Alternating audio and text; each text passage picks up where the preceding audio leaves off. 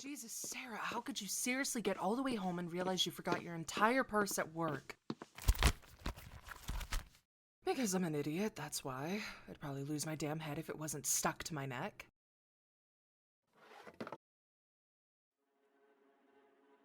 Hello? Well, that's not at all concerning. Of course no one else is here to deal with this. Now I have to be the one to chase whatever junkies found their way in here. Great. GCPD, stop where you... Jim? Sorry I startled you, Essen. Startled? You about gave me a goddamn heart attack.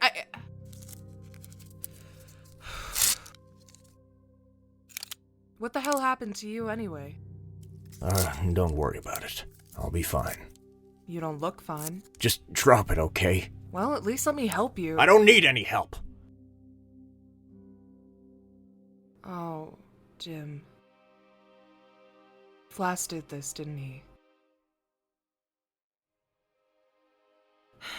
Of course he did. Typical. Look, Jim, I know what you're going through here. You don't know anything. Oh no? You don't think I know what it's like to be a good cop among a rotten bunch? Or do you think I'm just exempt from things like this because I'm a woman? Look, when I started here, Loeb had me watched like a hawk too. He wanted to see if I would fit in and gave me multiple tests to prove if I was GCPD material. Judging by the fact that you're still here, I suppose that means you passed. In a way. My last test involved having to deal with an informant that had decided he no longer wanted to keep complying with the deal he made to stay out of jail. He was going to run to his bosses and tell them everything, so Loeb told me and my partner to deal with it. What happened? My partner held a gun to my head while I held one to the informants and said, "Your life or his." So, I made my choice, and I've regretted that decision ever since. I'm sorry you had to go through that. I didn't tell you that so you would feel sorry for me, Jim. I told you that because I want you to learn from my mistakes. Which is? To not let them get away with this. If you roll over now, they'll just keep pushing you around because they'll know they can. Well, what exactly am I supposed to do about it, Essen? This whole department is rotten, from top to bottom. If I start causing more of a ruckus, then it'll be me who's got a gun pointed to their head next, while some other scared rookie has to make the hard choice. Start small, then. What do you mean? I mean, Flass started this fight with you, so now you need to end it. I'm not killing an officer. I didn't say kill him. Just finish what he started. Barbara, forgive me. Where is he?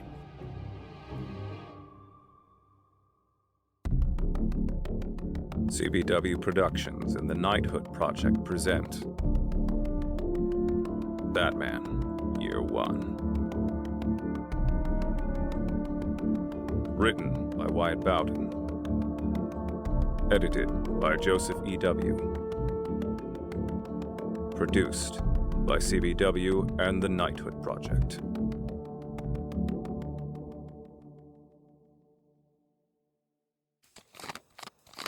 The alibi has been set. Bruce Wayne has been seen at the Skyline Club, which is a notorious hookup spot for the wealthy and other celebrities, wanting a specific kind of privacy. That should satisfy any rumors that may begin to circulate regarding my whereabouts after disappearing from the party. My disguise is also in place, in case my identity concealment is compromised. Some slight discoloration to alter my complexion, a small bit of prosthetics added for some facial hair, and a scar for a distracting detail. It's not perfect, but it's good enough.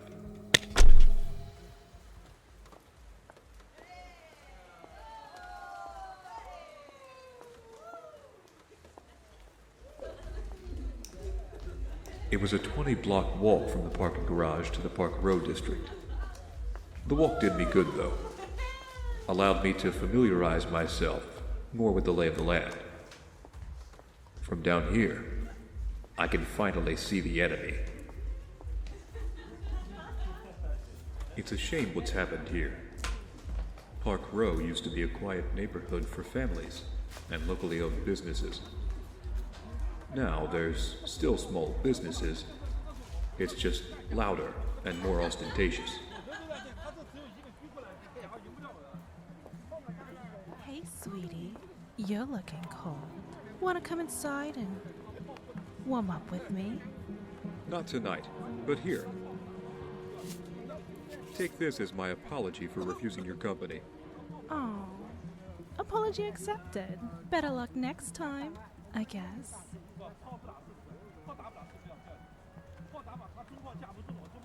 When I say I can see the enemy, I know that not everyone here is inherently bad. They're just people struggling to get by and having to make the best of a bad situation.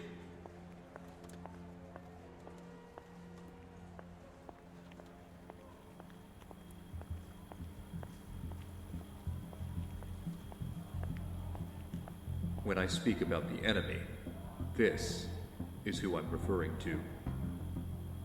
Club Nero. The hottest and most duplicitous club in all of Gotham. A club just as debaucherous as its namesake.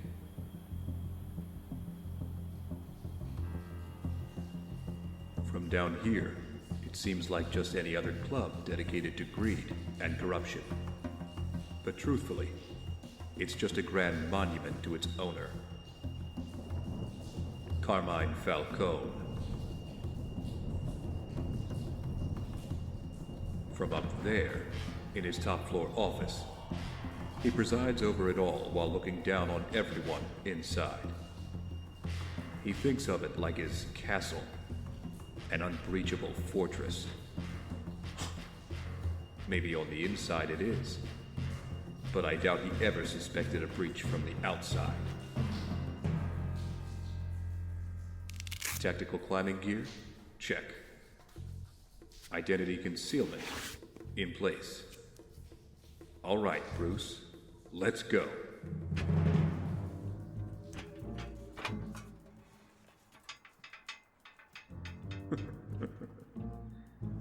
And Alfred laughed when I told him about all the parkour courses I took in Rome.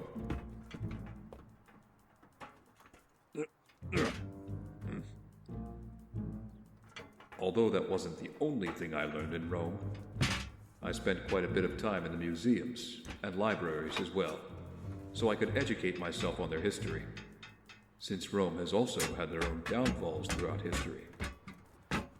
It's actually pretty ironic Falcone named his club after one of Rome's most reviled emperors.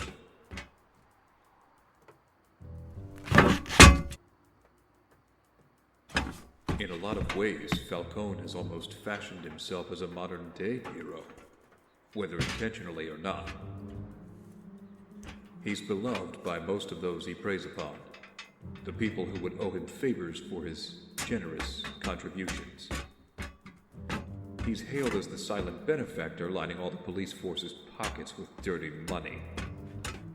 And just like when Nero fiddled while Rome burned, Falcone pretends that Gotham is thriving under his leadership, while willingly pretending to be unaware of the fires growing outside his walls. I'll have to thank Lucius for letting me borrow this audio surveillance device. It's not like anyone's going to miss it, from what he told me. The military passed on its technical applications simply because there wasn't anything lethal attached to it. Their loss, I suppose. Just need to find the right wavelength to pass through the depth of these walls. I tell you, they got some good music and some great drinks down here tonight. Got it.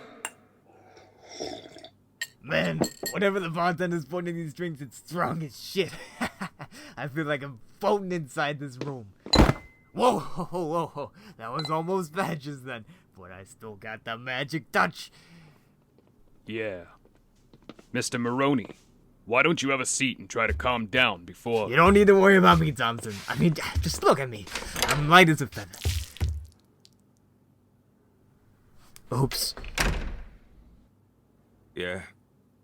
Oops is right. Mr. Falcone, I mean, really, Sal, have you no respect for what's mine? Of course I do, sir. All right. Then, clean this mess up before I use you as the mop. Now! Yes, Mr. Falcone. I swear to God, Sal, if I have to call someone in here to remove the stain, it's coming out of your salary. Thompson, will you please pour me a drink for my frazzled nerves? I need to sit down. Of course, sir.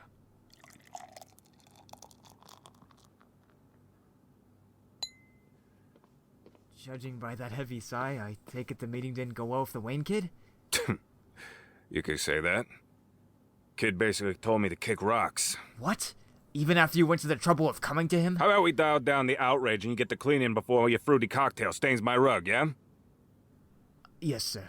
Sorry, sir.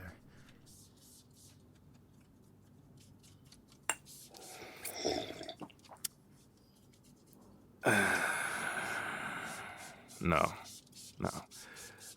I'm sorry, Sal. I shouldn't take my frustrations out on you just because I'm agitated about how things went down. But honestly, what did I expect? That the kid was gonna be just like his father? Not likely. Not after how long he's been gone from this place. Well, boss, maybe me and some of the boys should go and pay our own visit to the Wayne kid and re-educate him about how things... Absolutely not. But, sir, he... But nothing.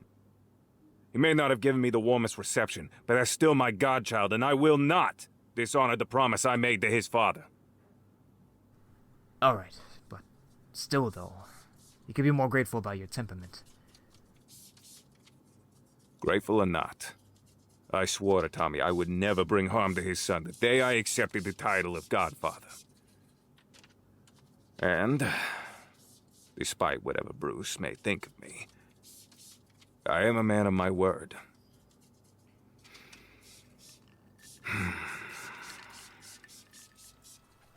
Well, maybe he knows about the falling out you and the old doc had before he died.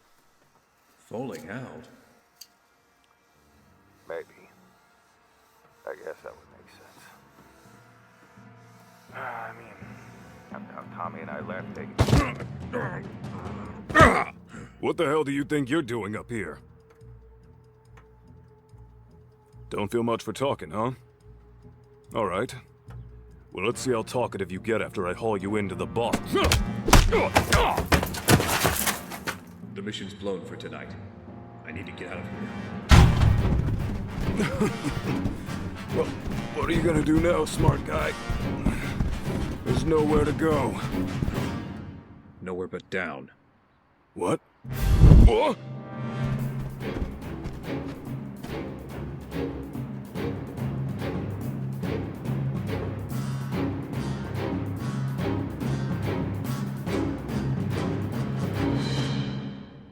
What the hell's going on out there?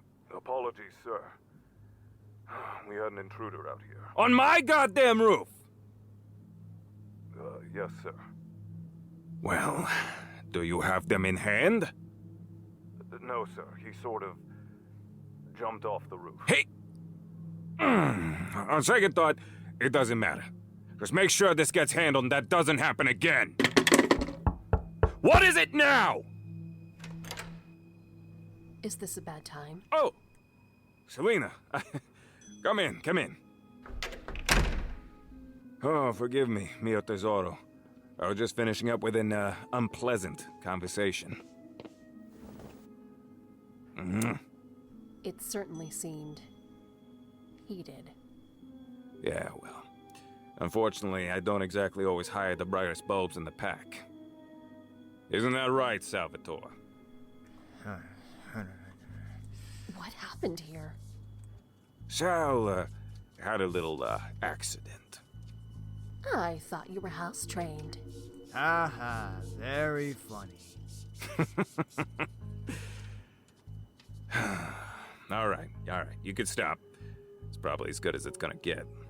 Are you sure, sir? Positive. Just get out of here and try not to make a bigger fool of yourself.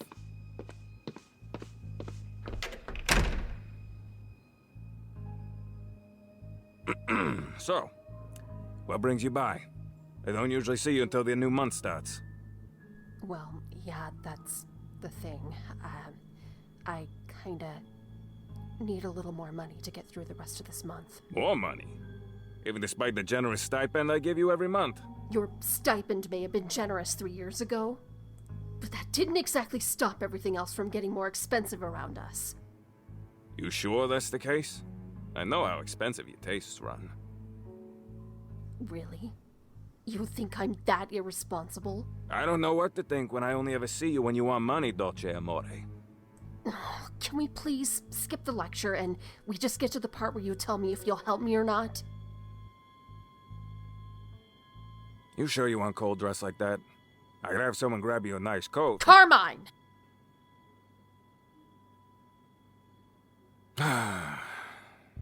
You know I can never say no to you.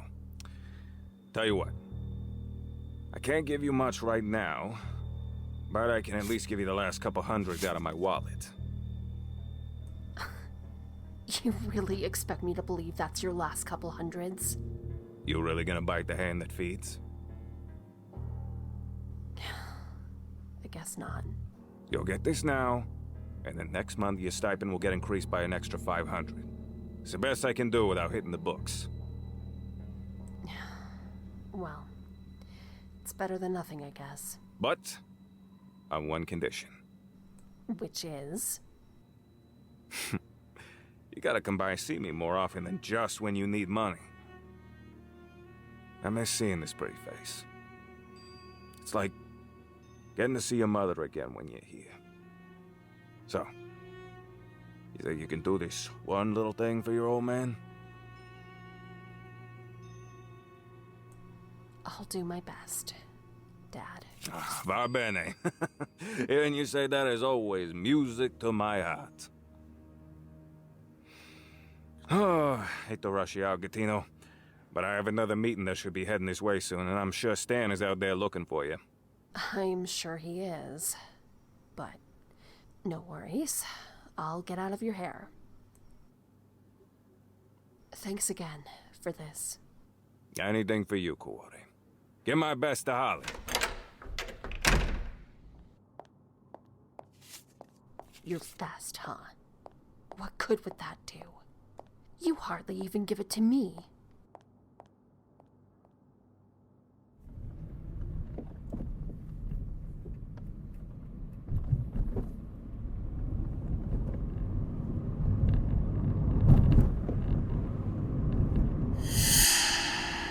Consider this a warning.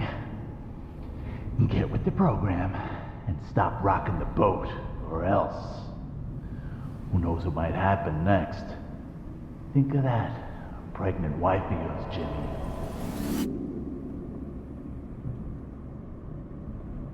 According to Essen, Flass and his buddies hold a standard poker night at Martinez's every Thursday night.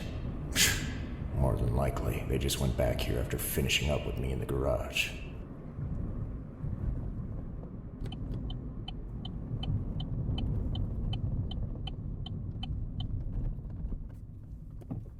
Getting the address wasn't hard, and I think what Merkel doesn't know won't hurt him.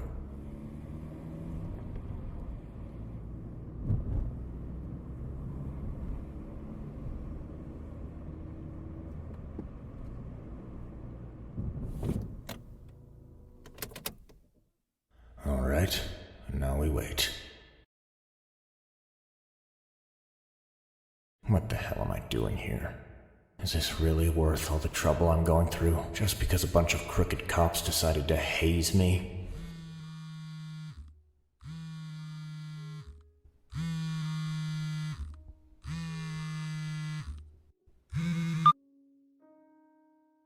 Hey, honey. Having trouble sleeping? Like you wouldn't believe. How's your night been? That good, huh? The party was fine enough. I got to meet the boy billionaire himself. Well, that's exciting at least. I hear he's pretty charming. Yeah, he seemed like a good enough guy. But that's been the only good part about tonight. You wanna talk about it? I'll be fine. I just gotta get through this month, and this stupid graveyard shift punishment will be over. Okay. Well, I'll be up for a bit if you want some company. Remember, you and me are partners too, detective. I know we are. I love you, Barbara. I love you too. Talk more in a bit? Count on it. If that wasn't a sign I should finish this, I don't know what is. I can't let Loeb intimidate me into silence, and I most certainly will not allow him and this crooked department to try and use my wife and child as a bargaining chip to stop me from doing what's right. Alright, guys. We'll see you in the office tomorrow. This is it. This is the moment.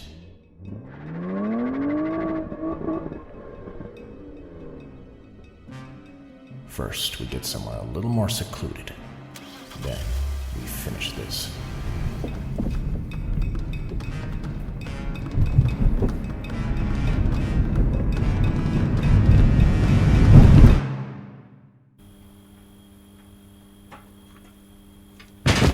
I need to clear out of this area and make myself scarce before any more of the security comes down. Luckily, the red light district is always busy.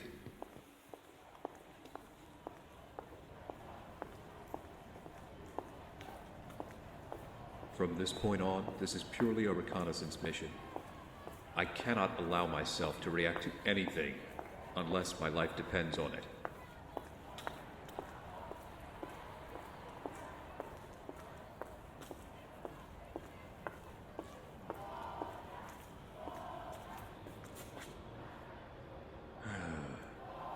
Still, though, I can't shake what I managed to overhear about Falcone and my father. They did have a falling out, but what could it have been about? They were practically lifelong friends, so I'm sure it must have been pretty nuclear for Falcone to feel as guilty about it as he sounds. If only I could have heard... Hey, mister! Wow, that's a really cool scar you've got. Thanks. You look like you've got a lot on your mind. I could help give you a distraction. How old are you? Young as you want me to be. You stupid little bitch! You say shit like that, you'll scare away the customers. But Stan, I mean, really, Holly, look at how uncomfortable you made this poor gentleman. Do forgive her ignorance, sir. The good Lord preaches patience when dealing with the lame. Do not react. Just shrug it off and leave. It's fine, really. She didn't do anything wrong. You're being mighty kind, but ignorant children always deserve the rod, as my daddy used to say. Now, why don't we go somewhere private, where I can teach you proper manners? No, Stan, please. Don't do it, Bruce. Don't interfere. Who am I kidding? Stan, please. Quit your hollering or I'll make it worse.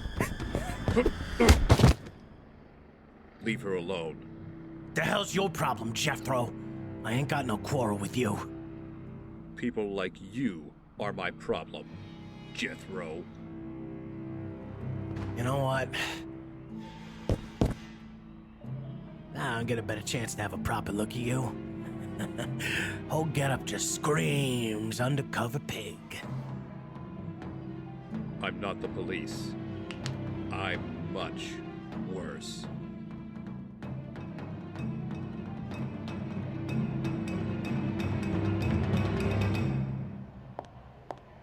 Let me give you the very last couple hundreds of my wallet, Selina. Like you're ever short on cash, you stingy old miser. I want to see you more often. It makes your old man happy when I get to see you. Well, how about you actually act like a father then, and help me survive in this hellhole of a city?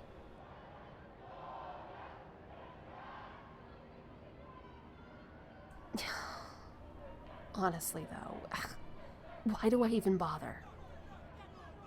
Oh? Hey, what's going on? Stan's about to fight some undercover cop that's sticking his snout where it doesn't belong. An undercover cop? But that doesn't make any sense. We're all paid up with vice on this block. This is your last warning, piggy.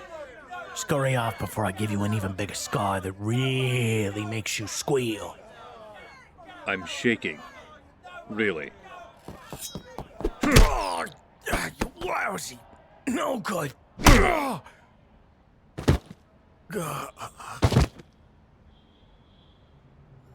shit. He just took out Stan. Jesus, he's gotta be on something. You think he's really an undercover cop? This isn't good.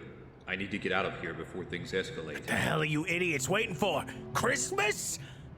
Kill this son of a bitch! I don't want to hurt anyone else. Please, let's not do something anyone is going to... Come on, let's rush him!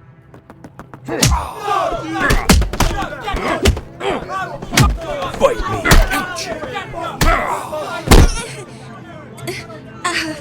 Oh, hell no!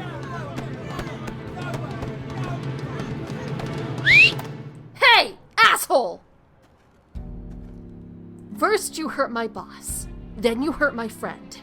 Now you're terrorizing my entire neighborhood? Someone really needs to teach you some respect. It was an accident. I didn't mean to hurt her. Maybe you didn't, but who cares? She's in pain, and I've been having a really lousy night. That's all the excuse I need. You sure you want to do this? Why not? You got someplace to be? I just don't want to hurt you. Don't worry. I don't break easy.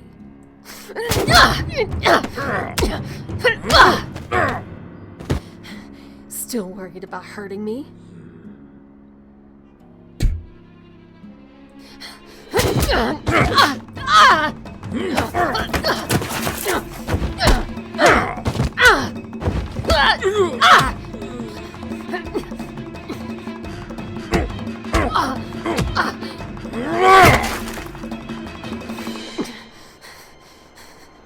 Undercover cop or not, you've got some nice moves.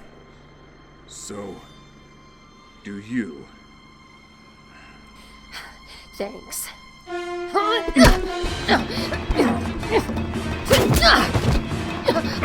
Nobody move!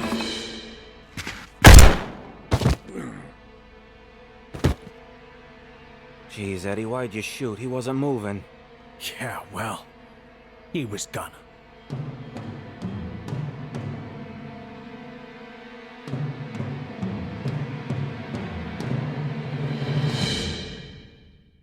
Don't go out too far, Bruce.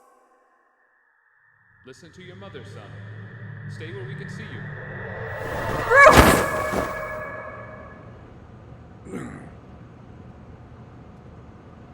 Stupid amateur.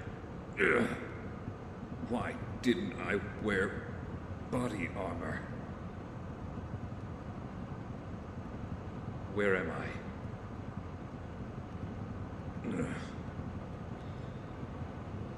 It reeks of cigarettes and urine in here. The last thing I remember is... He got anything good on him? Nah, nothing worth a damn anyway. Right. Oh, look who's finally coming to.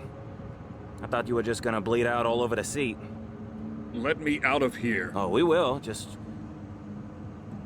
probably not any way you want to be let out. Hey, settle down. So, where are we taking him if not the station?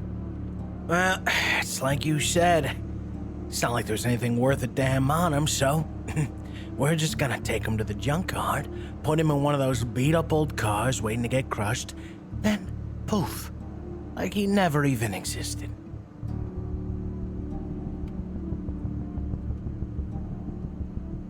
You sure that's the right approach here? Of course I'm sure. Stop the car. You shut the hell up back there. You believe this guy? Dude's kind of intense for a drifter. Well, he's probably just on something. I said, stop the car. What the hell? What do you think you... Holy shit!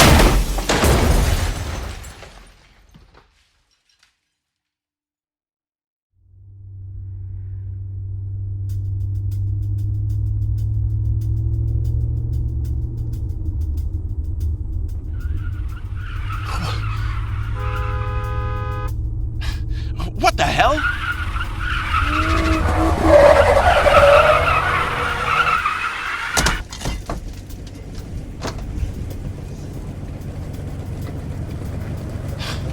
What?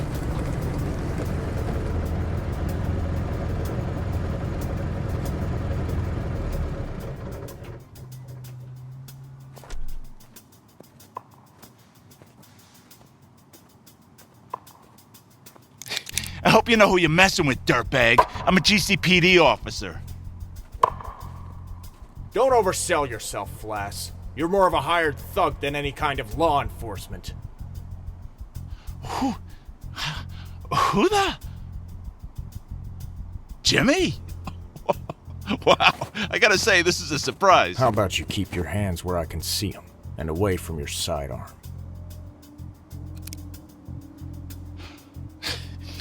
Looks like you got me dead to rights, Jimmy. What now? Flass's fighting style suggests previous Green Beret training. It's been years since I had to take down a Green Beret. But still, he deserves some kind of handicap. Pick it up. What? You heard me. Let's finish what you started in that garage. Just you and me this time. You sure about that? I mean, you are looking a little rough. What's the matter? Afraid you can't beat me without your boys? All right, Jimmy. Have it your way.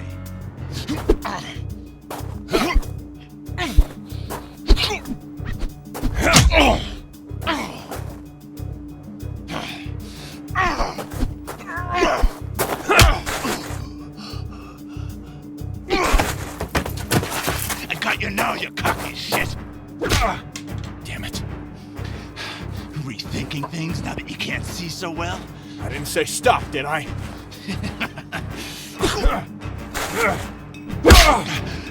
I got you now, Jimmy.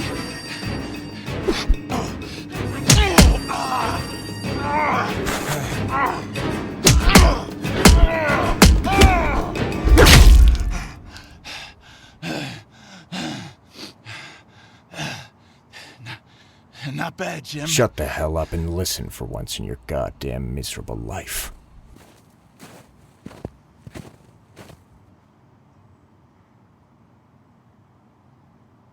I am not afraid of you. Any of you. I will not roll over. I will not fetch. And I will not play dead. If Loeb, you, or any other of his loyal attack dogs even think about trying something like this again, you better make sure I'm dead. Because if I'm not, and you ever so much as breathe in my family's general direction, I will bury all of you. Do you understand?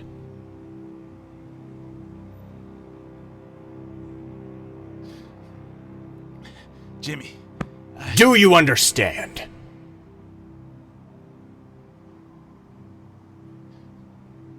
Yeah. Message Tread loud and clear.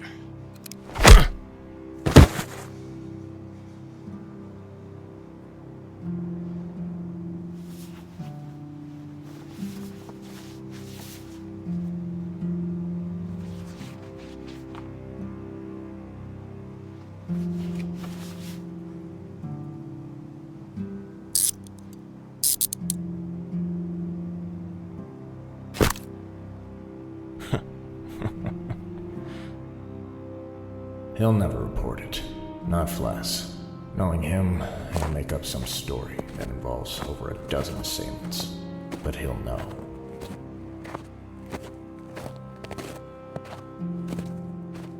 So elope, and they'll both stay away from Barbara if they know what's good for them.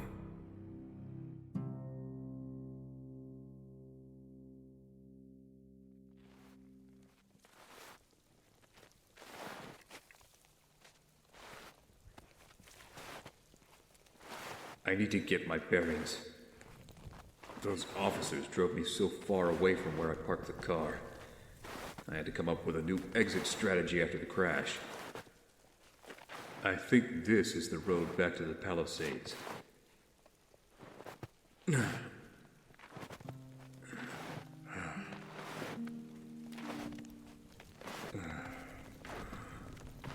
That's it, Bruce. Deep breaths. Stay focused. I'm starting to lose track of where I am. Most everything's been a blur since I pulled those officers from the car after I came to. They may be scum, but even scum have families. And I'm not a killer.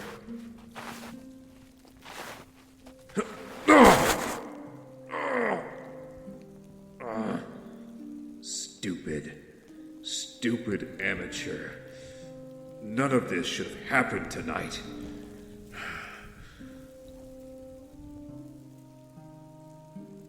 If I hadn't been so brash and pig-headed, I wouldn't have...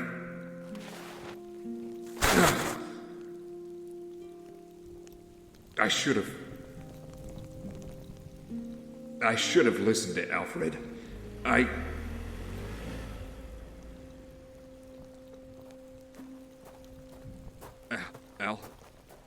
Alfred?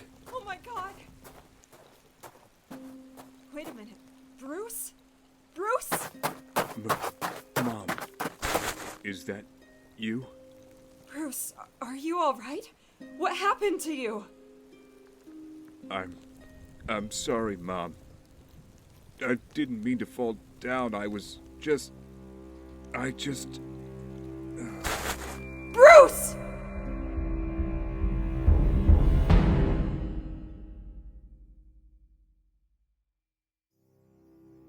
Batman Year One stars Henry Schultz as Jim Gordon, Cliff Jones as Bruce Wayne, Summer Rose as Selina Kyle, Desca as Holly Robinson, James Lorenz as Arnold Flass, Amber Bullock as Sarah Essen, Noelle Pennison as Vicki Vale and Martha Wayne, Kari Lee as Barbara Gordon, Jake Johnston as Thompson and Thomas Wayne, Joseph Bozlinski as Stan, with Christopher Z as Salvatore Maroni, and Wyatt Bowden as Carmine Falcone. Featuring additional voices by Alex B., Jeremy Tucker, Kari Lee, Joseph Bozlinski, and Wyatt Bowden. Story written and directed by Wyatt Bowden. Music scored by Aaryn Weatherford. Audio engineered and edited by Joseph E. W. Series art by Evan Colin and the Knighthood Project. Series produced by CBW Productions and the Knighthood Project.